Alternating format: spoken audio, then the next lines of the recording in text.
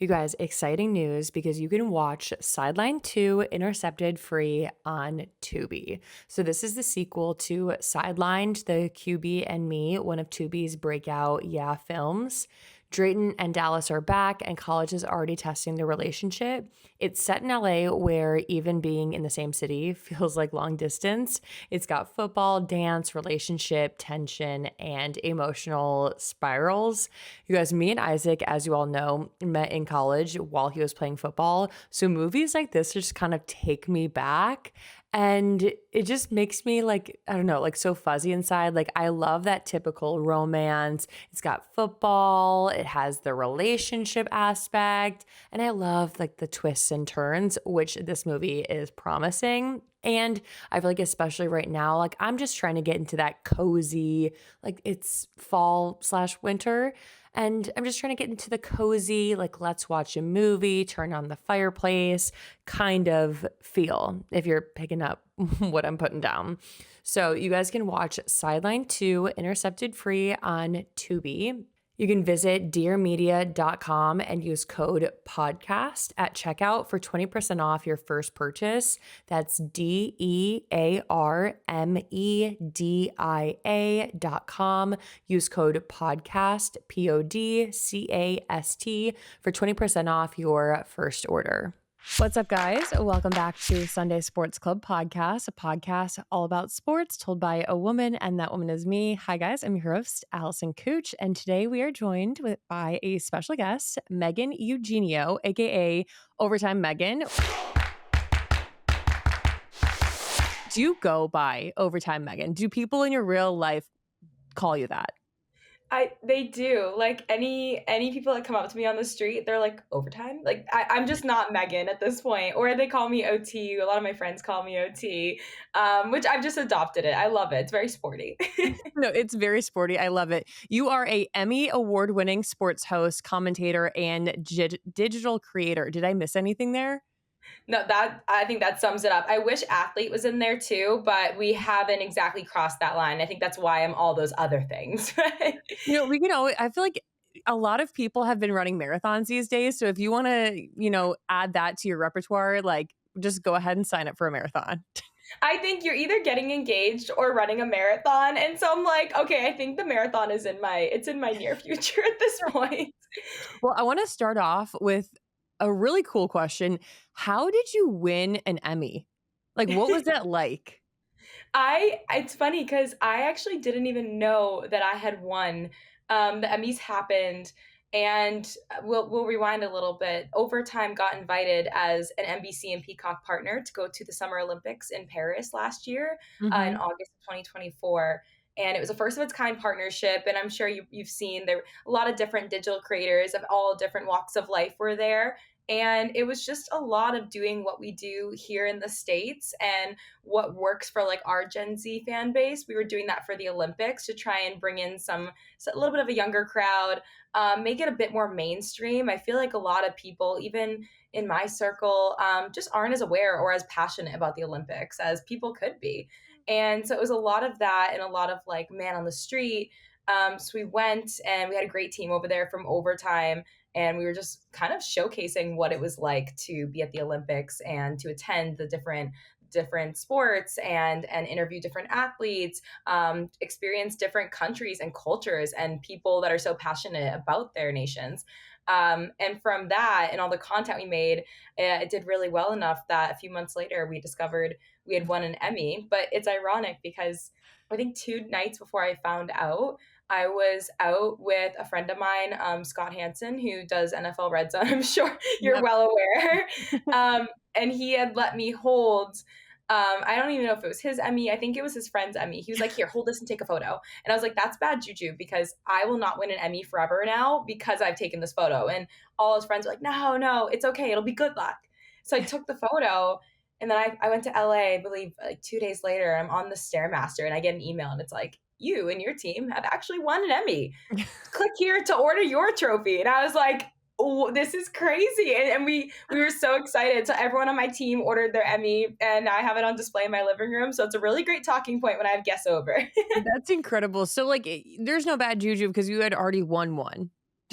That's true. I just didn't know. Yeah, you just The universe weren't. has weird ways of making things happen. Well, you're known a lot. You're known to a lot of people as Overtime Megan. So how did that partnership come to be?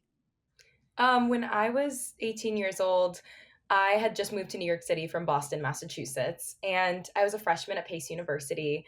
I didn't know where I wanted my life to go. I was in the business school, and I just figured I was going to go to university 4 years, and I'm going to do something in business, marketing, anything of that genre. But I'd always loved the MBA, and I was like, I just love the culture. I love the community. I love the family. I love how it just is this whole world once you're in it. And I got into basketball at a very young age. I was never athletic though. I was not an athletic kid. I tried every sport, softball. I tried, I think, softball, soccer, basketball, you name it. I tried them all, and I just was not good at any of that. I was always at the bottom of the batting list, or I was benched, or just cut altogether. But I loved that there was this world, and like I could be a part of it. So Overtime was an Instagram account that was tailored to Gen Z, and they were just posting fun little clips. So I knew about it from about 2016, 2017 on. And then when I moved to New York City at 18 years old, I met someone that worked there about a month into school, and I was like, hey, do you guys have room for, I'll be a little intern, I'll make your coffees, I'll take the trash out, I'll do whatever. And this guy asked his manager, he goes, could we use an extra pair of hands? And she was like, sure, come on in. And the next week I went in for an interview, and we were a much smaller account at the time, though. I think I distinctly remember we had 888,000 followers, which Wow. now I think we're over 10 million on Instagram. This is in reference to Instagram. This is pre TikTok. And I went in, I interviewed with two of their guys, and I noticed it was just a very young, youthful company. And I think we had about 45 to 50 employees at the time. And I would go there after school. I would go there between classes about maybe 2, 3 days a week and do inventory, Excel sheets, run social media accounts. I would organize athlete addresses. And from there, about a year in, TikTok became a thing. And then that's a whole other story. But basically, how I got into Overtime was closed mouths don't get fed, and I just asked. The worst they could have said was no. But That's I think I got very great. lucky and fortunate to get in pretty early because many startups, you never know where it's going to go, but Overtime definitely boomed and grew exponentially. For sure. It's crazy whenever I hear of someone's like background and like how they got into like whether that be sports media or broadcasting, I feel like it's a lot of hard work and a little bit of luck and just being like right place at the right time. And it's always Exactly. so interesting to me that like you can kind of create your own opportunities just by putting yourself out there. Like had you never asked that question or never talked to that person, then like where would you be today? And I find that so interesting. And Yeah. also like a right place, right time, because Overtime being so new, you're like, oh, I see like so many different avenues like this could take. Mhm. So you've kind of touched on like Gen Z being a huge part when it comes to Overtime. And I do Mhm. think sports media has drastically changed in the last, I mean, 2 years, 5 years, 7 years. So how is Overtime different from like a traditional sports media? They are different from traditional sports media because we are very much on the ground and all about community outreach. And there wasn't really any other company, startup, digital platform at the time doing that. So there's a few factors that play into that. It's the idea that we would show up to these games. We had our OG t shirt and Overtime shirt, and we would post these kids' highlights. And a lot of these kids that we were posting, they were from maybe they're from the best private school in the state, ranked number one, or it could have been a kid that just dropped 40 points and no one even knows his name yet. And now we just put him on the map by posting a video of him making a mixtape, making highlights reels for these kids. And that was like a big part of it, was actually being active in the community, so that when you saw an Overtime filmer show up to the game with a t-shirt on and their iPhone, you knew like there's a chance you were getting clipped up and posted on there. And I think there was like a really beautiful pre-TikTok culture online of like these mixtapes where people were really engaged in that type of content. Especially, you didn't have to be anybody at the time. You didn't have to be the son of an NBA player. You didn't have to be someone with a million followers already. You could just have been a kid on an AAU team in the middle of nowhere, and you were getting posted up here. We were following NBA players before they got big. Um, and so, along with that, there was, touching the high school fan base, which really wasn't done at the time. Unless you were a professional athlete, people kind of disregarded you. Even at the collegiate level, before name, image, likeness, there was a really tough path to get your name out there. Now it's so much more accessible. I don't want to say it's easy. It's just way more accessible for For sure. everybody out there. If you have a phone, you have a social media account. So it was that really broad connection there of giving these kids platforms, and likewise, we were building communities by going to these high schools. And this was pre me. Mhm. Um, and along with that, just having it in the name, overtime Megan, overtime, we had other content creators there at the time that had overtime in their name. And it really creates this community that when people see you out in the wild, they're like, oh, that's overtime. So we did a really good job of just being like boots on the ground and touching that Gen Z sports space before TikTok became a thing. And I saw where it was going with that, because having a company, a brand that even young kids care about, that they get excited when they see someone, they don't even know your name, you just have the overtime t-shirt on, was super cool and really important. And Mhm. Gen Z at the time, before social media had this big change, I would say, COVID and years on, it was really important for them to feel like they could have that access. Like you said, it's changed so much in the last 2, 5, 7 years, and Right. you've been a part of that as well. But now Gen Z is a lot about relatability, a lot about kind of like the silly goofiness factor and just being real. But I would Mhm. say that's how it started for sure. It is so true. It's more the relatability and like goofiness, or like what you don't see when it comes to sports. Like you can watch a football game, but if you see an NFL player with his helmet off, like at home doing something like, I don't know, just like very relatable.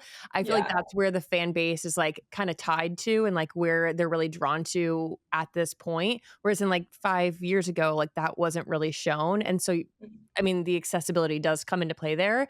Was there a moment when you realized that you were like thriving in your career and your relationship with overtime?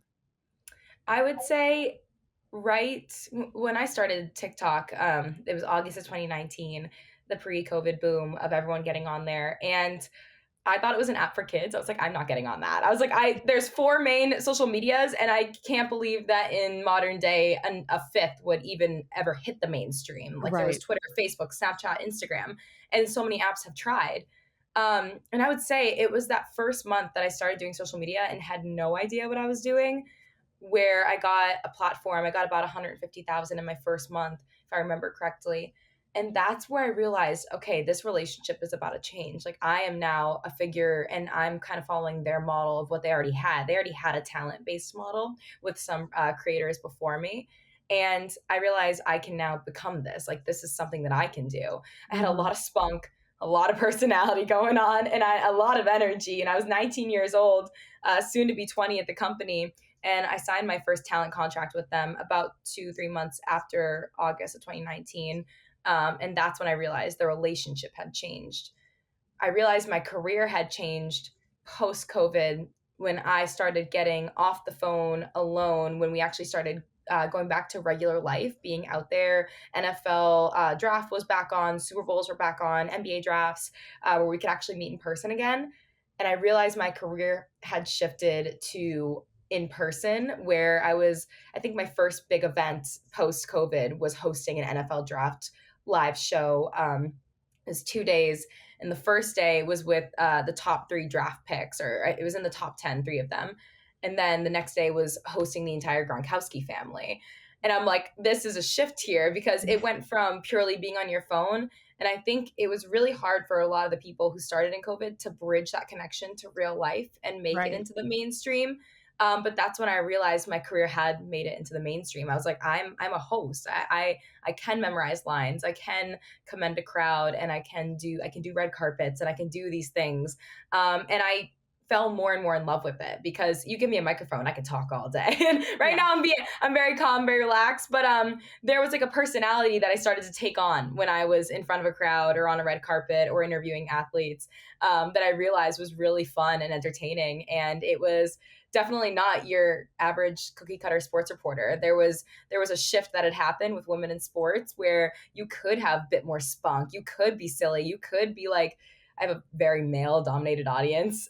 You could be like kind of like a bro, but a girly girl at the same time. And Yep. so I started to realize that post COVID. So there was definitely 2 points where I realized a lot had changed. So it was the beginning, and then it was I can do this. I can continue this. It is very interesting. You kind of talk about like it was so digital for a moment in time because of COVID and everything was just digitalized.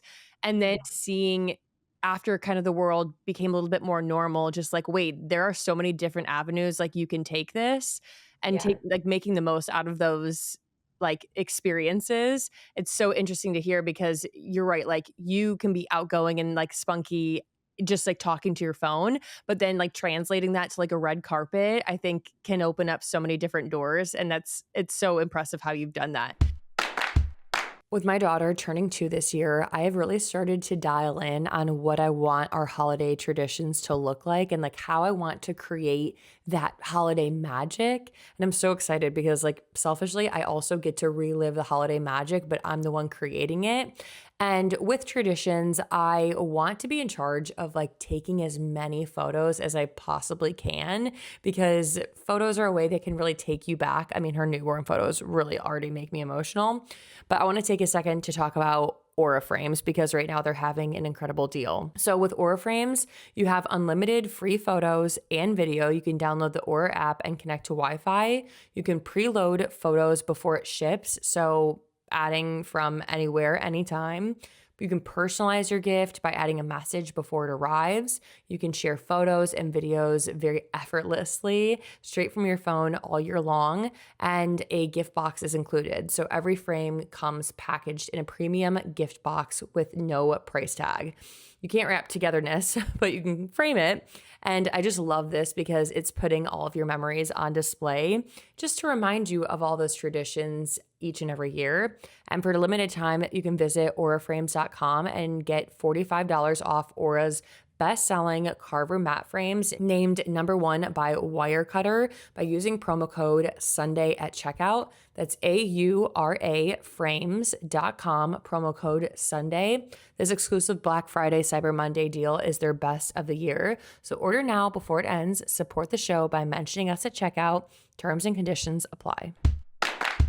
It's important to take care of yourself through the hectic nature of this holiday season. So what little luxuries do you have to bring more magic into your day-to-day?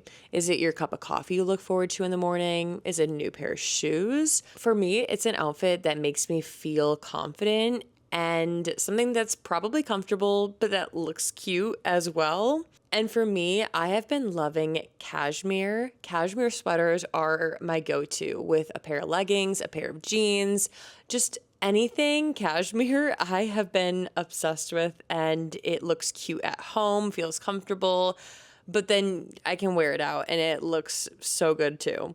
So Macy's has over half of a century of experience crafting exceptionally soft pieces from premium fabrics. They focus on affordable luxury that are designed to last, so their cashmere only feels like a splurge. Macy's has over 70 silhouettes in 40 plus colors, bold colors, soft pastels, warm neutrals. I usually gravitate towards the neutrals, but I've been trying to step outside my comfort zone and go towards some of the soft pastels. Apparently, like my color analysis says I think it's an autumn. Anyways, muted colors. And I have been loving adding that into my wardrobe. Again, not very typical of me because I usually go towards like a beige cashmere sweater. But I'm throwing in the purple every now and then. Macy's cashmere pieces are designed to be soft, warm, and made to be worn every day, not just on special occasions. So that's what I'm talking about. Like, I'm wearing a cashmere sweater at home, but I'm also going to be wearing it out, right? Like, I need to just fit every day, and not having to change is a bonus. And Macy's Friends and Family event is also going on right now. So if you're in the gifting mode, take advantage of 30% off the best brands that make the best gifts and 15% off beauty and fragrances. They also have an assortment of fine jewelry, 30 to 50% off. I'm talking Grown with Love, Italian Gold, so many different jewelry brands that will add an extra layer of luxe and sparkle to your cashmere looks. So be sure to shop in store or online at Macy's.com. What do you like about the huge increase in popularity of sports media right now, especially in like digital and like creator led? What I love about it is that there is a hat and a position for everyone to wear. And especially you've noticed as well, sports teams have taken on this idea of like we need a personality, we need a face, even if not a face, we need a Gen Z girly running our sports TikTok. Like it's Yep. we need a girl running our TikTok account. There's been such a movement of humanizing athletes and these organizations, and a lot of them were on it right away and some of them were a little bit later onto it. But it's so crazy how it also translated into brands having faces that aren't just athletes, that are creators and are people who do this online. But I would say also, you mentioned the transition from being digital in person. A lot of people that do this didn't go to school for it. This is so new. This is a career path that it's a risk. It's definitely a risk. If you need something with a little more stability, maybe this is not for you. But that's kind of the joys and excitement of it, is that you never really know where it's going. But where it has gone is somewhere so fun and so inclusive, where so many of the previous people in the world that weren't sports fans are now huge sports fans. And it could be for so many reasons, a multitude of reasons, and it doesn't even matter why. Like, even the reason why I got into sports is such a silly little corny story. But it really takes people that weren't even thinking of watching football, especially even like women. And Hmm. now there's so much more, I would say, casual sports fans, because even Yep. what I like to embody is the casual sports fan. I'm not dropping stats. Like, I don't remember what shoes Kevin Durant was wearing in 2011. All Yeah. I know is that all I know is what I experience, and I share those experiences. Um, and I think it's really broadened the audience of sports as well, which is super fun, because there's a lot of girls that are like me who, they don't know every stat. And I feel like previously that kind of had to be a requirement, is you really had to prove yourself as a woman, and Oh my rightfully gosh. so. The Yeah. women that do know all that stuff, I have so much respect for the women that were athletes and transitioned to that media phase, the women that really do their due diligence. But I think what I represent is someone that I just enjoy. I enjoy the culture of it. I enjoy the fun of it. I enjoy attending games. I enjoy learning new things about athletes. Like, I'm not somebody that remembers everything, and Lord help me if I could. But Right. I would love to. But I think I represent a small sanction of the girly girl who isn't the athlete, but I'm just having a damn good time. Absolutely. I love that. And I also like have to say, back when my husband started playing in the NFL, I remember like talking about being a fan, and like nobody knew like my affiliation like with the Los Angeles Chargers, but they'd see me in like I don't know, just any Chargers gear, and they'd be like, "Well, name 5 players," or like, what's their record?" or like, "What's their passing yards?" and ask all these questions. And I feel like now that's not even a question if you say you're a fan of a certain sport. Like, nobody questions you. It's kind of like Yeah. wearing a band tee and like not knowing like 5 songs from that band. It's like it doesn't even like come into play. And I think it's because there are so many more casual sports fans, and you still have those diehard sports fans, and you always Yeah. will. But I love that like this casual viewership is coming into play too, because I don't know, it just like makes it so much more like appealing, like becoming Yeah. a fan, becoming a sports fan. And Overtime is geared a lot towards Gen Z. We've kind of touched on it. What kinds of sports content do you see that really hits with the younger fans? Definitely, I would say the types of questions that I ask athletes sometimes, you know, and I'm sure you understand, there's not always creative freedom in what you can ask people, especially when you're partnering with a company, a brand, an athlete. There's PR. There's a lot of boundaries. So what I can do is the questions I can ask, I add whatever I can to that question. I have to be the personality sometimes of the question, because these athletes, they get asked the same stuff all the time, and Mhm. that's not appealing to Gen Z. We want like the silliness of it. So what I try to do is add like a little bit of my riffs, a little bit of wittiness into whatever interviews I do, maybe even a little cringiness. We gotta accept the cringe sometimes whenever I'm interviewing people, because there is a lot of it, even my little mess ups. And I feel that does really well, because you can have the greatest athlete next to you, and that's going to get you clicks and views right away. But what is actually going to engage those people? Okay, it's me calling Garrett Wilson unk. It's me messing up a question I asked Dana White, and I said there was 50 presidents. I know there's 47. And it's the little things where people are like, oh my God, like I can't believe you did that in front of that person. But then it's like, what are you gonna do? Like there, Right. I think the the silliness and the goofiness and maybe a little bit of like the Gen Z brain rot, the Gen Z Yeah, brain right? rot that I add into my videos do well with my audience. Because obviously all the guys in my audience, like they know the UFC fighters I'm interviewing. They know pretty much everything about these guys already, but they're interested in the actual interaction sometimes. They want to see how they interact just with me in general. And sometimes it could just be really funny. And I think seeing back then, like 10, 20 years ago, you see an interviewer interview an athlete, and it kind of almost didn't feel like there was a connection. The second the interview's done, you're like, oh, like, that's not content. That's not something to enjoy viewing sometimes.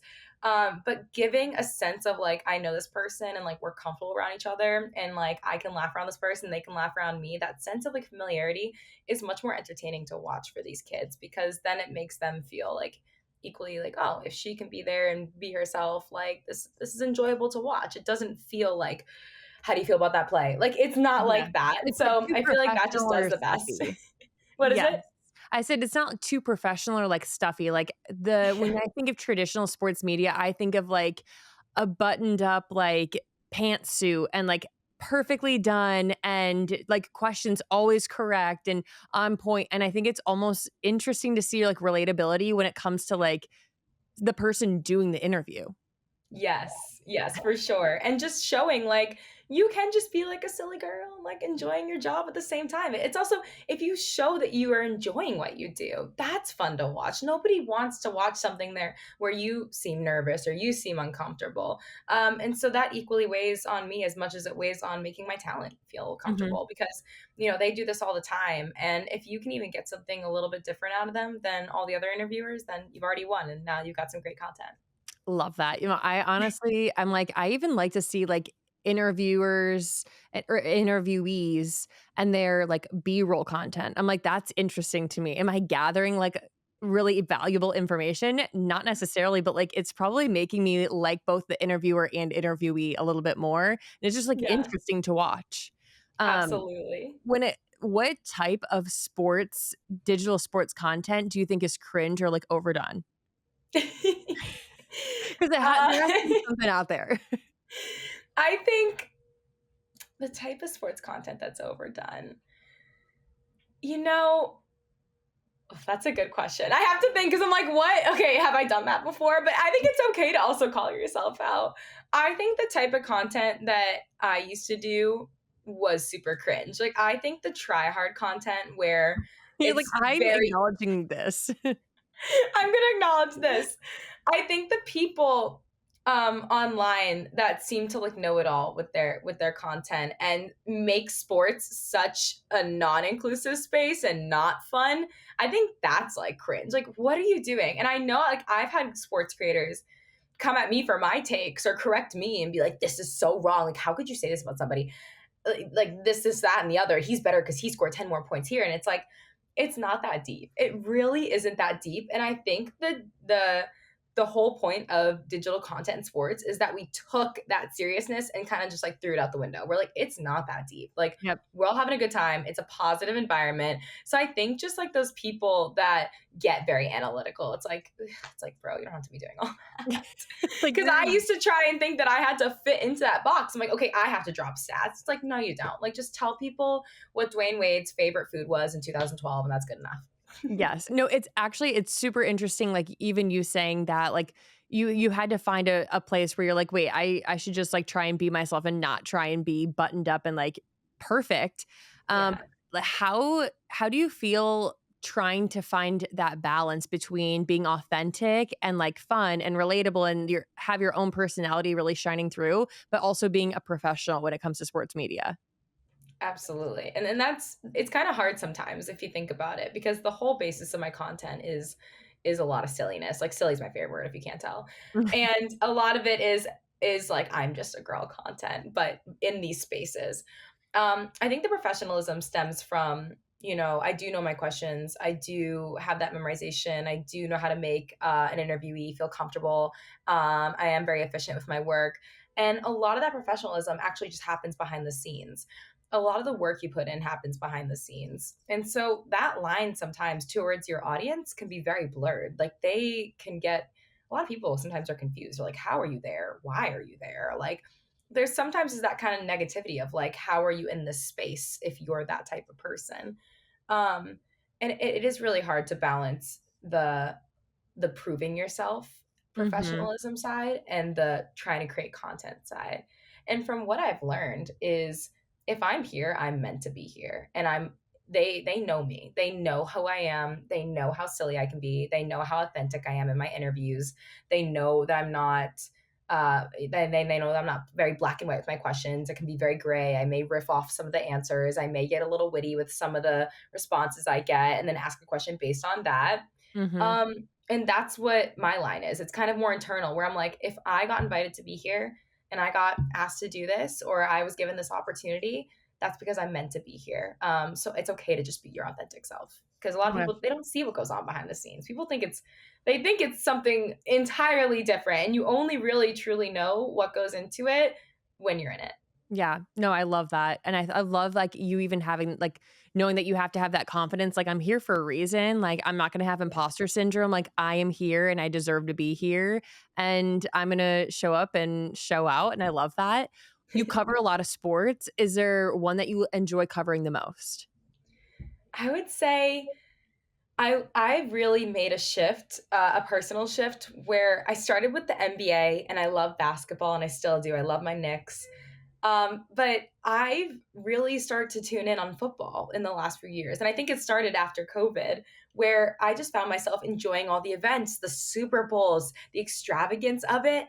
I love the extravagance of football. I love that everyone has a team. Everyone loves football. I can't imagine meeting someone that doesn't. I think it's the least argumentative sport that's like famous. And Yep. everyone says baseball, but I find it much harder to find like baseball and hockey fans versus like basketball and football. Yep. And football is just, it's granted me so many amazing opportunities that I've enjoyed so much. Um, but a personal favorite that is a little more niche is hockey. I love the NHL, and I've done so many fun activations there with the biggest companies in the NHL, with their EA NHL, with their game, with the New York Rangers specifically. That's been super fun, and just doing all that. But that is a little more niche, and I recognize that. But I have an audience there, and so that's been really fun to connect with them. I love winter sports. I love ice skating. I love being Mhm. out in the snow and cold. And there's something about the kind of Canadian roots of hockey that all tie into that. And I love Canada. So I think I love the world and the culture of hockey. And when you're at a hockey game, everyone's into it. Like no, Oh there's yeah. not one person there that's not utterly into it. And it's a very uniform fan base, I would say. Everyone is very much rooting for their team. Everyone's passionate, and I love that. I don't think you can find like a casual hockey fan, is what I'm saying. But with Correct. football, I love the range of football, and I love, like I said, the extravagance of the events we put on because everyone can enjoy it. Everyone Yep. watches the Super Bowl. There's not one Literally person that everyone. everyone, even if it's just the halftime show or just the commercials, you can be that girl or guy, and that's okay. You're still watching it in a sense. So I love that. that's what I love about both of them. So I definitely have made a little bit of a shift, but I'm still very much excited about all sports and any sports, even the more ones that I've kind of like branched off into, like the U.S. Open. I did some work with them in prior years. With the Olympics, there's a lot of more niche sports that people are interested in and showcasing those as well. UFC has a huge fan base and also tailoring into that, and they're very passionate as well. So I love how I just named every single sport, but I would say NFL and NHL and newly UFC, they're very much up there.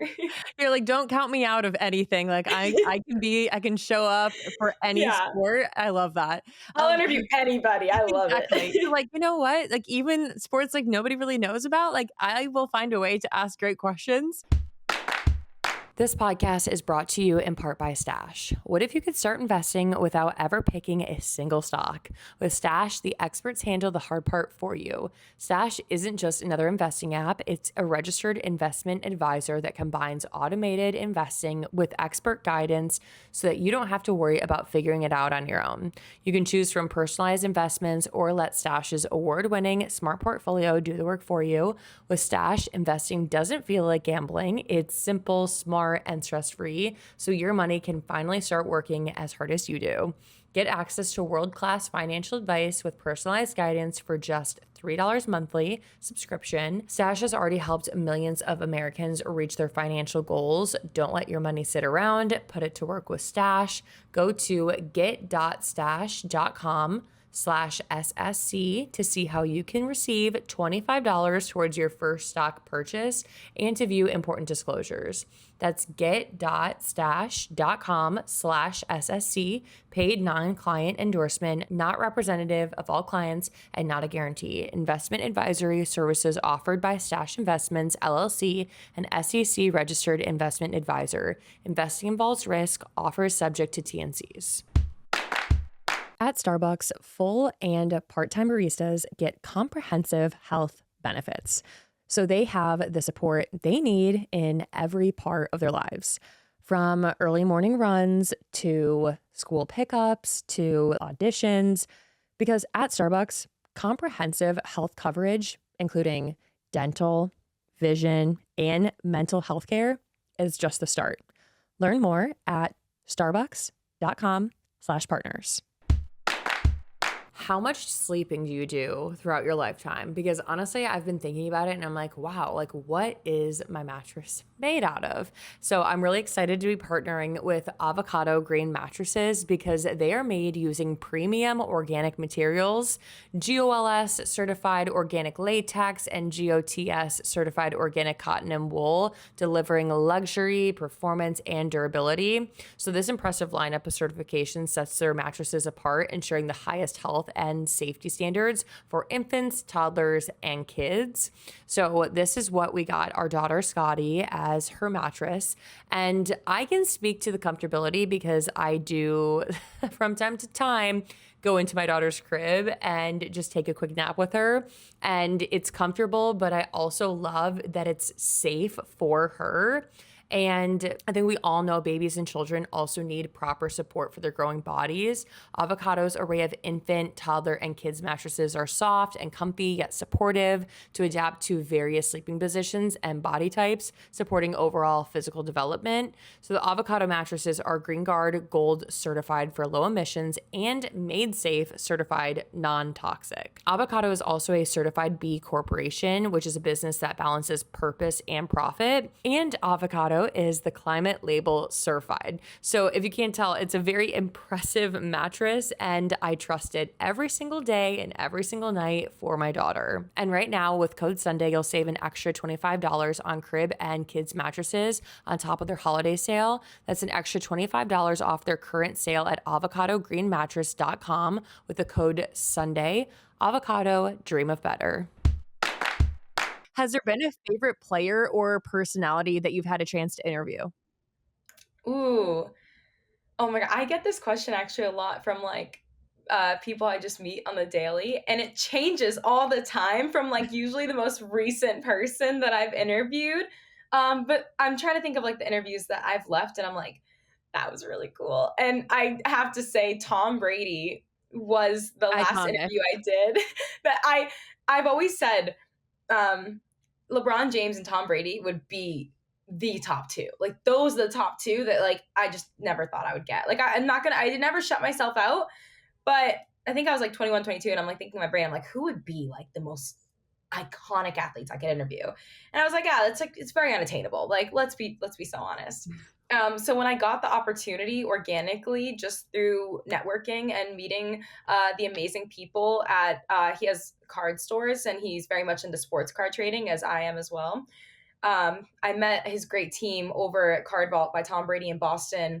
And just by making that friendship there and that connection there, I was able to get that interview a week later with him. And that was, I think I left that interview and I just like couldn't talk to anyone for the next few hours. I was so in shock, and he even signed my microphone. And I think I Ubered to my sister's house with her and her husband. I was like, look at this, look at this, and I wouldn't shut up about it. Honestly, I wouldn't either. That's a pretty, like, iconic interview, with, like, so much, like, history there and also just, like, I mean, freaking Tom Brady. Yeah, and I'm You from Boston, and like even though I grew up not really a sports fan of any of the Boston teams, like you love Tom Brady. Everyone loves Tom Brady. Yeah, he's definitely a unique personality that I feel like everybody knows of him or, like, Yeah. has seen him or what have you not. You're a Knicks, Mets, Jets, and Rangers fan. Can you explain the different fandom cultures in New York and how does that work when there are multiple teams per sport? It's definitely there's a few factors that influenced each and every single one. And I would say the basis for me not even being a Boston fan is that like I didn't grow up going to games. I think you either grew up in a family that was like, we're going to these games, we have season tickets. I didn't grow up that way. We weren't really too big into sports. I think if you just live in Boston, you're just a fan of Boston teams, whether you Right. know five players on the team or not. And so after having not really been involved just like physically, I moved to New York and I started with the Knicks. I was like, this is my NBA team. I love them, but they weren't at their best. Compared to now, they were not at their best. They hadn't won a championship and they still we're working towards it. But they haven't won in so long. But Madison Square Garden, it's the most famous arena. It's the best place Mhm. ever, and there's an energy around the Knicks that I was like, I need to be in here. Like the New York Knicks, I want to be in this. Like I want get a jersey with my name on it. And I remember it was my freshman year. My first NBA game was a Knicks game against the Nets. It was a preseason game, and I'd spent all my money I saved up for the summer for my freshman year. I think I had $500 left in my name. I bought a preseason Knicks ticket for like $400. And I was like, well, that's okay. I'll still have $100 left. I distinctly remember going by myself, sitting there and enjoying my $400 that I spent. And I was like, I'm dedicated. I'm in it for the I feel long like I'm run. a I don't fan care. forever. Yeah, oh yeah, I was in. I was like 11 seed, 12 seed, no problem. We'll be there one day. And thankfully now we've improved immensely. Jets was a fun decision because I didn't have an NFL team, and I decided, I think like in college, because a bunch of my buddies that were from New York, like Staten Island, they were all Jets fans, and so I was like, you know what? I'm in it. I'm a Jets Yep. fan now too. Let's go, Aaron Rodgers. I'm like, great, favorite player. We're going for this. And I just chose the Jets. I think with football it was more of a choice, and my New York family didn't have a football team preference. So I kind of decided for us. So Mhm. the Jets, we're having a moment, but I think in like 5-10 years, like we're gonna be Super Bowl winners. You just let it be known here first. I'll keep my eye Um, out. Mets is a family preference. My brother-in-law is a huge Mets fan, and so I watch the Mets because of him. But I'm not too picky on my MLB teams. I've also supported the Yankees before as well. And then the Rangers were also because of the Knicks. When I started working for the Knicks for Madison Square Garden, I was like one of their influencers. I was a creator for them, a face. Sitting at an NBA game once, and one of the people that hired me, who gave me that amazing opportunity, was like, "You got to come to a Rangers game." I went to one game, hooked, absolutely hooked on hockey. I started skating. I have 12 pairs of ice skates in my house. I have like 5 hockey sticks in my closet. You really went I was all like, in. this is me. And I think a bit of it stems from like I love the Canadian culture of it. I love the Mhm. winter. I love like the fighting. You can like fight in it. But also it was just so immersive with hockey, and also all the activations I started doing around hockey. It was just super fun. And I discovered that I had like a very big hockey and Canadian fan base from there. And that really enthralled me into it even more. But yeah, that was a really fun one. So there's a lot of interesting stories on how I became a fan of each team, but it's all well worth it. But as a woman that works in sports, you support multiple teams and multiple Oh, yeah. athletes. So while I have my preferences, I do still love going to any and all games. I can appreciate a good game. For sure. I can also admire and appreciate, like, any fan base, especially when it comes to, like, diehard fan bases. Like, the Bills Mafia, like, the Chiefs. Like, if you show up to a game, like, you might not be rooting for that team, but, like, they're going to show up, they're going to show out, and they're going to be a little bit crazy. Some tables might get broken. And like, you can admire that as just like Yes. a generalized sports fan, even if you're not a fan of that team. Exactly. Oh, I that's actually funny you mentioned Bills Mafia. I was at their game recently, or I was at their tailgate, and everyone's commenting like, "Weren't you a Jets fan last week?" And I'm like, does that stop me? I'm still gonna go have a great time. I love Bills Yeah. Mafia. The energy of the fans, it just like pours onto you. And then, I mean, heck, I think I left the game with 2 Bills hats and a T-shirt from the team. I think I have so much merch from every other team that it doesn't really matter. You have your main teams, but then you got to support all sports, even Yeah. your rivals. Even your rivals, you got to support. I'm like, you can still admire them, and that's okay. It's funny you say like even your rivals. Like, I remember rooting so much for my husband, like while he was on a certain team, and then the next following season he would be on like the rival of that team, and I'm like, well, we're switching it up. Like, I have Yeah. no choice, and like it's just not that intense, and it's just not that serious, and everybody should be able to like admire another sports team, and that's okay.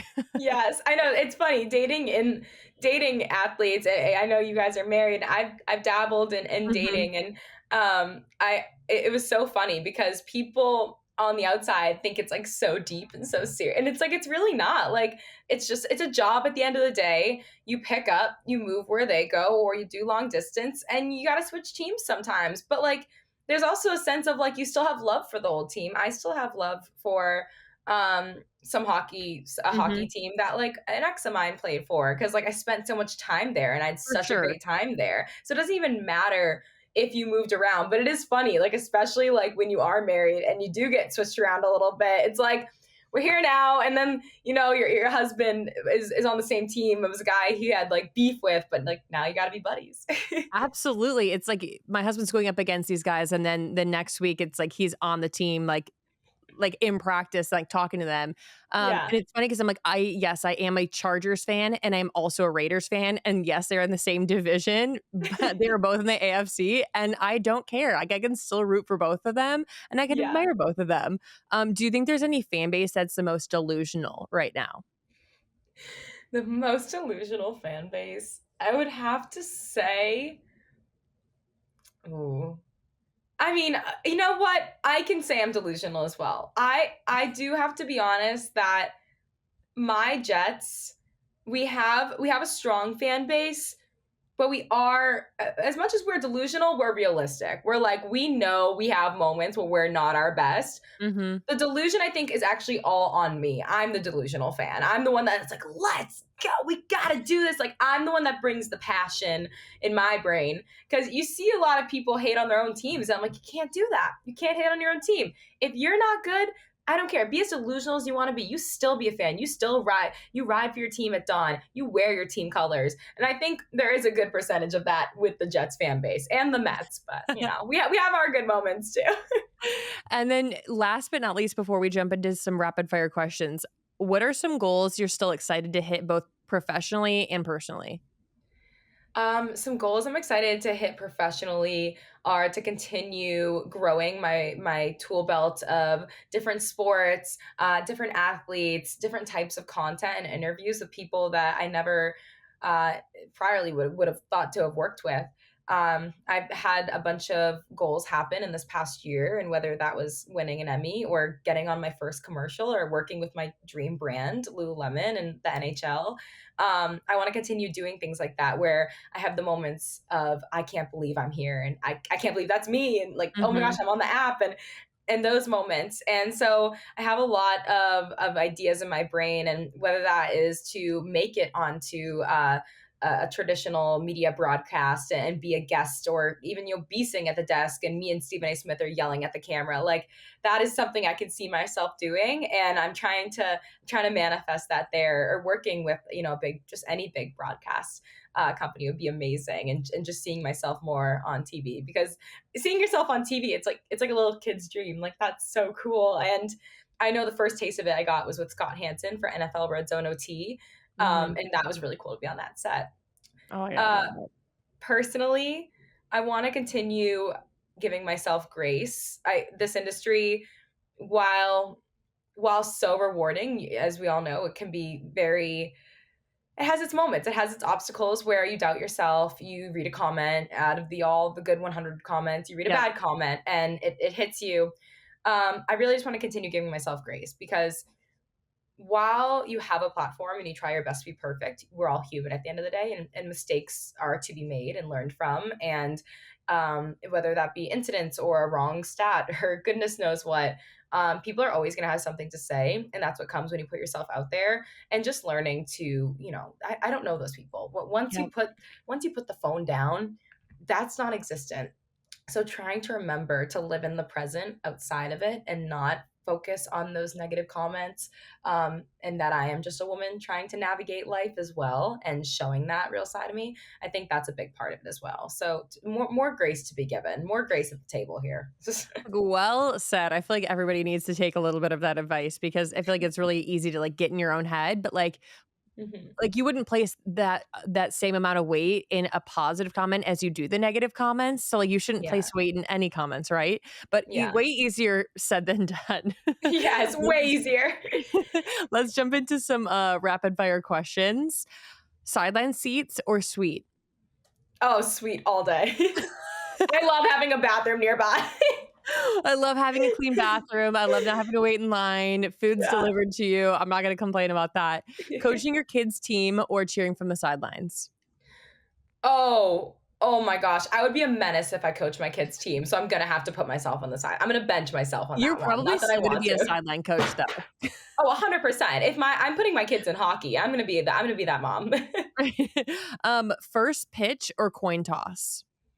Oh, I've always wanted to do a first pitch. I would love to do a first pitch. I want to relive my softball days. And then Kelsey brothers or Manning brothers? Oh, Allison. Okay. Okay. I'm gonna give the Manning brothers some love only because I love the Kelseys and we all love the Kelseys. But the Yep. Manning brothers, we got some New York representing there, so we're gonna go for them. And then who do you think is winning a championship first, the Knicks or the Jets? Oh, I think the Knicks in 2026, baby. 6 is the magic number. We are winning this year. We got a new head coach and we're slaying. Like, I'm calling it. And then just for socials, who is your pick for the most exciting athlete to watch this season, and why should we be watching them? The most exciting athlete to watch this season. I'm gonna throw it out there. We got Jalen Brunson on the Knicks. He's a great player. He's absolutely amazing. We have also Karl Anthony Towns. He's a new addition to the team, or newer addition. But they've been absolute firecrackers for the team, and they've really transformed what we once knew as the Knicks to be a world class team. We're throwing up points, and I think Jalen's a really big part of that. So shout out Jalen Brunson, shout out Allie Brunson as well. You guys are amazing, and they're just such. I mean, they're like the people prince and princess of New York, is what I would say. You've heard it here from Overtime Megan firsthand. And then where can people find you when it comes to social media? People can find me on Instagram and TikTok at Overtime Megan, Megan. I have a Snapchat that I post on a lot behind the scenes of all the stuff that I do, which is at Megan Eugenio. And then I don't really use my Twitter too much. I think it's also at Overtime Megan, but I have a Twitter somehow, so that's still up there. But yeah, I'm always posting fun stuff, and you guys can keep up with me and see your favorite athletes and me asking them silly questions. Oh my gosh. Well, thank you so much for coming on. And I hope you guys enjoyed this episode of Sunday Sports Club Podcast. Be sure to tune in every Sunday, wherever you get your podcasts, and on YouTube. And thank you again, Megan, for coming on. Thank you, Allison. I'll see you soon, girl. Yep, see you soon.